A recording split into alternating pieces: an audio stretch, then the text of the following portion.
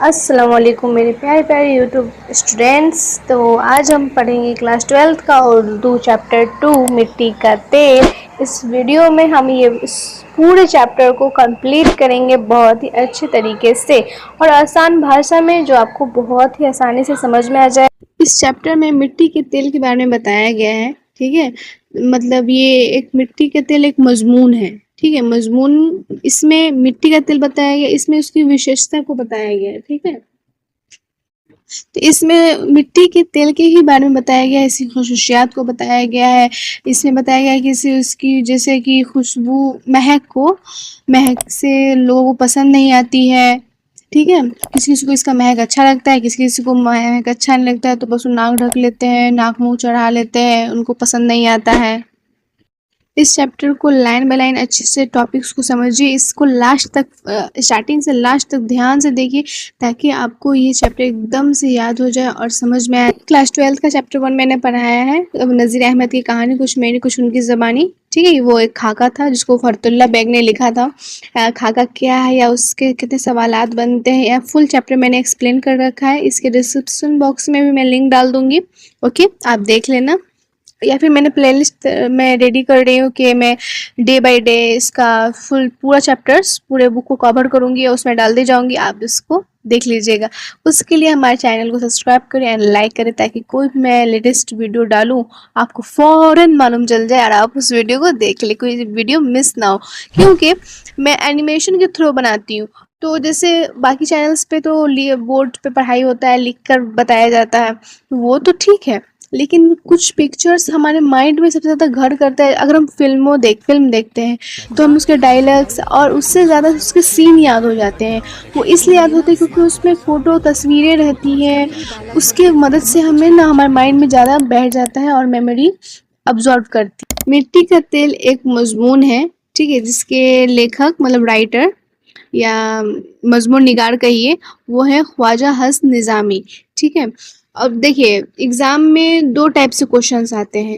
ایک جو چیپٹر ہوتا ہے اس کے رائٹر سے آتے ہیں اور سبجیکٹ اسٹوری سے آتا ہے. تو اسٹوری سے تو کوشچنس بنتے ہیں، اور جو رائٹر ڈیٹیل ہوتا ہے، رائٹر کے بارے میں، جو مصنف ہوتا ہے اس کے بارے میں، اس سے آتے ہیں آبجیکٹیوز بنتے ہیں.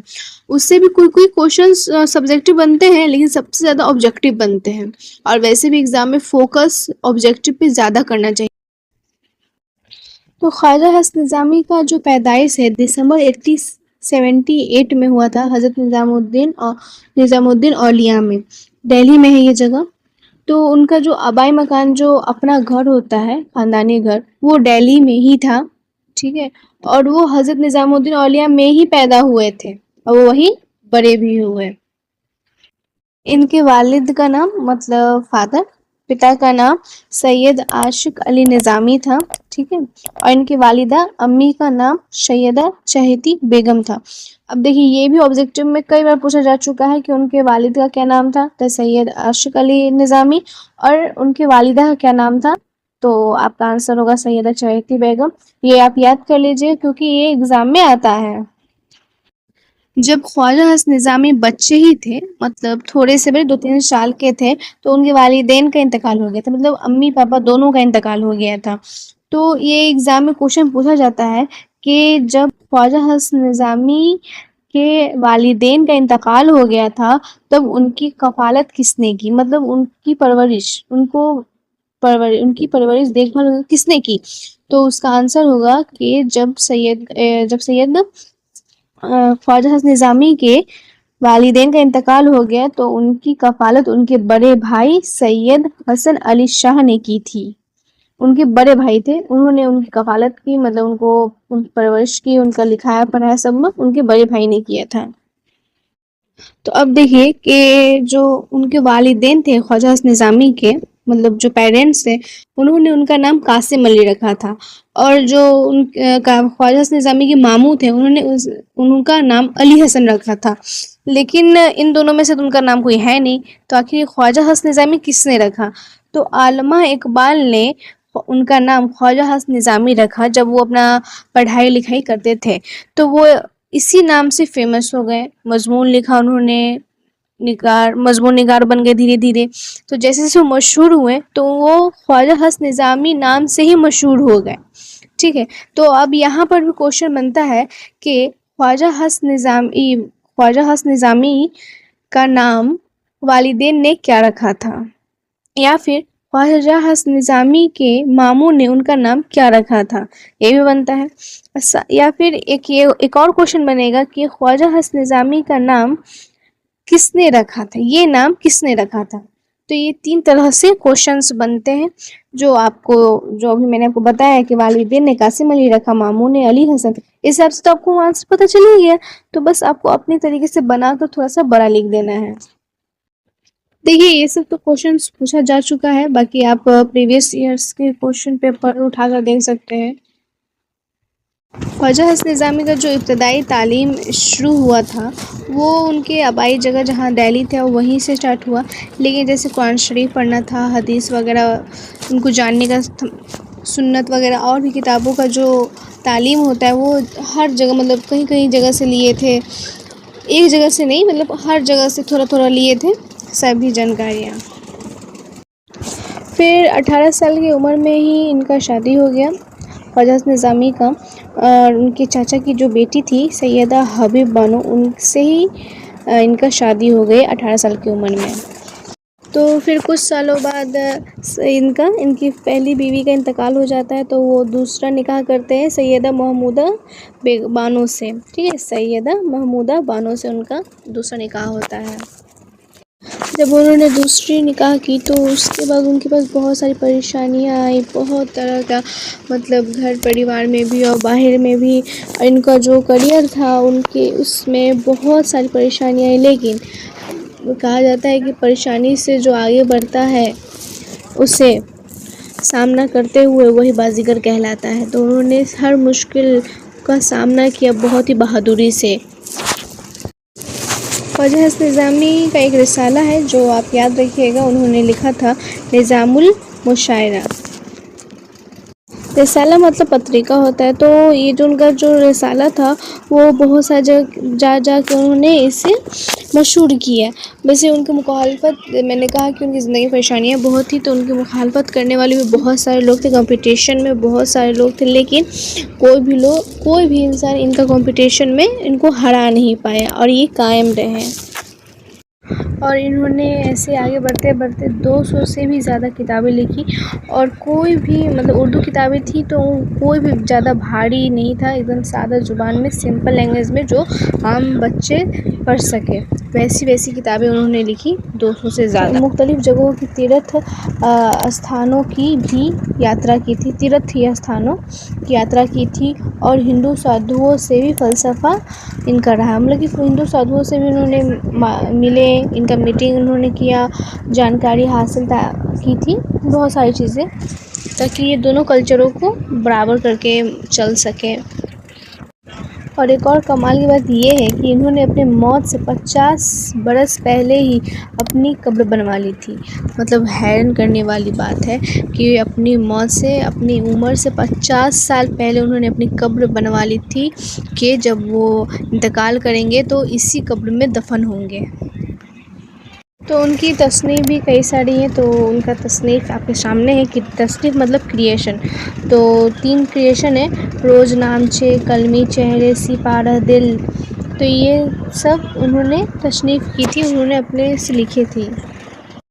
تو اس سے آبجیکٹو پوچھا جاتا ہے کہ خواجہ حسن نظامی کی کون سی تصنیف نہیں ہے، اور 3 دیا رہے گا جیسے روز نامچے، کلمی چہرے، سپارہ دل، اور کون سا نہیں ہے. تو 4 آپشن میں سے کوئی کتاب کا نام لکھا رہے گا تو آپ کو وہ کرنا ہے. اس لیے آپ کو یہ تینوں کتاب کا نام یاد ہونا بہت امپورٹنٹ ہے. انہوں نے ایک بایوگرافی بھی لکھی تھی، مطلب سویں مطلب بایوگرافی. تو انہوں نے لکھی تھی نظامی بانسری نام سے لکھی تھی. تو یہ جو بایوگرافی تھی کس کے اوپر تھی؟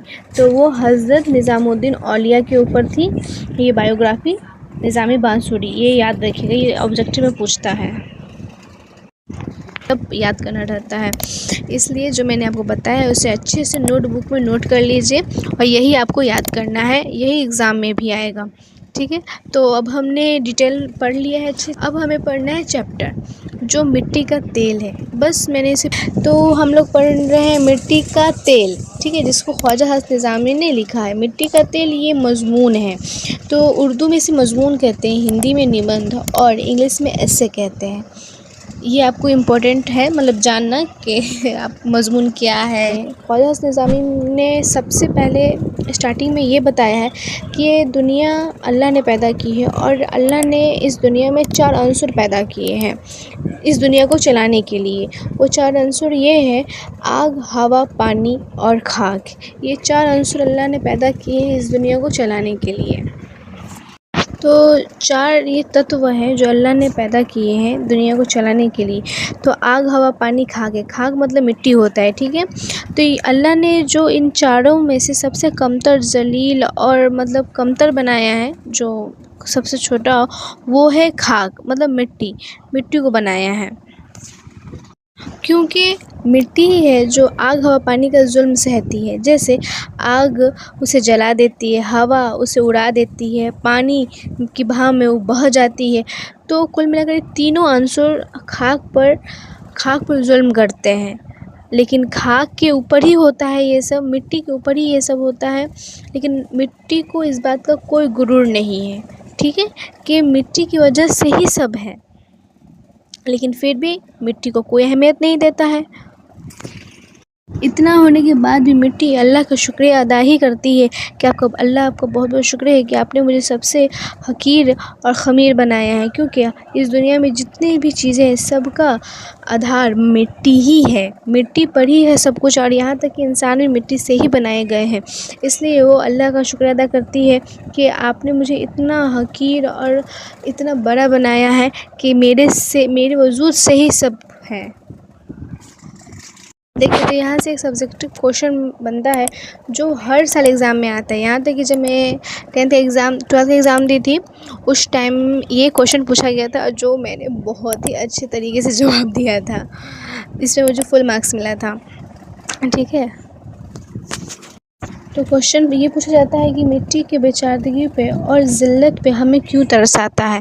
یہ کوشچن پوچھا جاتا ہے. یہ بہت فیمس کوشچن ہے، یہ بار بار پوچھا جانے والا ہے کوشچن. تو اس کو کتابی لینگویج میں نہیں لکھنا ہے، ہمیں اپنے لینگویج میں لکھنا ہے کہ ہمیں مٹی کی بیچارگی پہ اس لیے ترس آتا ہے کیونکہ اللہ نے 4 عنصر پیدا کیا ہے: آگ، ہوا، پانی اور خاک. لیکن اس میں سے سب سے کمتر خاک کو سمجھا جاتا ہے.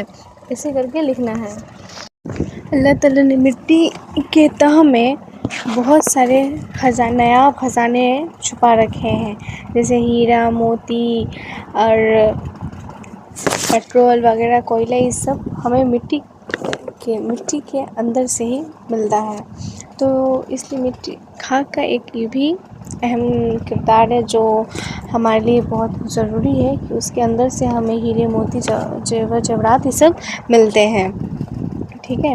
اور تیسرا پوائنٹ یہ ہے کہ مٹی کا تیل اور چمبیلی کے اس جو مضمون ہے اس میں مٹی کا تیل اور چمبیلی اور موتیا کے تیل میں کمپٹیشن کرایا گیا ہے کہ کون بہتر ہے اور کون زیادہ نہیں. تو جب اس میں تینوں کا خوشبو کے معاملہ میں جب کمپٹیشن ہوتا ہے تو چمبیلی اور موتیا کا تیل تو جیت جاتا ہے. لیکن جب کارگر مطلب کیا کہتے ہیں اسے یوزفل چیز میں جب کمپٹیشن ہوتا ہے تو مٹی کا تیل جیت جاتا ہے. افادیت میں کے معاملے میں جو کمپٹیشن ہوتا ہے کیونکہ مٹی کے تیل سے ہم بہت مٹی اور مٹی کے تیل سے اس سے ہمیں بہت افادیت ملتا ہے، ٹھیک ہے. چلیے چوتھا ٹاپک یہ ہے کہ مٹی کا تیل انسان کا شریک غم ہے. تو مٹی کا تیل انسان کا شریک غم کیسے ہے، یہ کوشچن بھی آتا ہے، ٹھیک ہے. جتنے بھی ٹاپکس ہیں اس سے کوشچنس بھی بنتے ہیں، ٹھیک ہے. کوشچن پوچھا جائے مٹی کا تیل انسان کا شریک غم ہے کیسے. تو وہ ایسے ہے کہ جب انسان کسی کا دل ٹوٹ جاتا ہے، عاشق کسی کا بریک اپ ہو جاتا ہے تو وہ ایک بند کمرے میں چلا جاتا ہے اور بس ایک لائٹ، ایک روشنی کے اس سے وہ اپنے محبوب کو یاد کرتا ہے اور اس سے اپنا وقت گزارتا ہے اس کی یادوں کو یاد کر کے، ٹھیک ہے. اسی تیل کی روشنی میں چور چوری کرتے ہیں، بچے پڑھائی کرتے ہیں، ٹھیک ہے، اور نمازی نماز پڑھتے ہیں، جو عورتیں ہوتی ہیں وہ کھانے پکاتی ہیں۔ پہلے کے زمانے میں دیکھیے مٹی کی بجلی نہیں تھی تو مٹی کے تیل سے ہر چیز کیا جاتا تھا، کھانا بنتا تھا، بچے پڑھتے تھے، نمازی نماز پڑھتے تھے، چور چوری کرتے تھے، اور پولیس ان کو اسی روشنی سے پکڑ بھی لیتے تھے، اسی روشنی کی مدد سے۔ تو بہت سارے لگ بھگ سارے کام اس سے کیے جاتے ہیں، ٹھیک ہے، اور اس کی مطلب اس کے برابر میں کوئی ہے ہی، اس کے برابر میں کوئی ہے ہی نہیں، ٹھیک ہے، اور بہت سارے ایسے کام ہیں جو اس میں کیے جاتے ہیں۔ تو اب اس میں آتے ہیں کہ اس مضمون میں خواجہ حسین نظامی نے اس میں ایک امریکہ کے تاجر کا بھی ذکر کیا ہے، ٹھیک ہے، یہ کوشچن BBI ہے جو ایگزام میں پوچھے ہی جا رہا ہے۔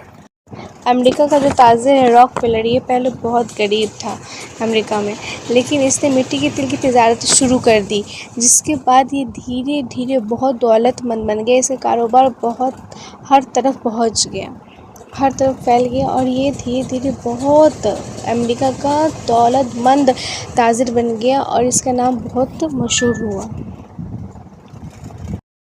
ایگزام میں سبجیکٹو میں یہ کوشچن آتا ہے یہ امریکہ کے تاجر کے بارے میں، ٹھیک ہے، تو اس سے آپ اپنی بھاشا میں اچھے سے لکھ لیجیے گا۔ چلیے اب لاسٹ پوائنٹ یہ ہے کہ مٹی کا تیل غرض اور بے تعلق کیسے ہے؟ تو مٹی کا تیل غرض بے تعلق اس لیے ہے کہ وہ کبھی گھمنڈ نہیں کرتے کہ اسی کی وجہ سے ہر ساری چیزیں بنائی گئی ہیں، اور اسی کے اس پہ ساری چیزیں ہیں بھی، اس لیے وہ بے غرض اور بے تعلق ہے، اور اس بات پر گھمنڈ نہیں کرتی ہے، اور اللہ کا وہ شکر ادا کرتی ہے صرف اور صرف۔ چلیے تو ہم نے اپنا یہ چیپٹر کو کمپلیٹ کر لیا ہے، تو پلیز لائک اور سبسکرائب کریں، ملتے ہیں نیکسٹ چیپٹر میں۔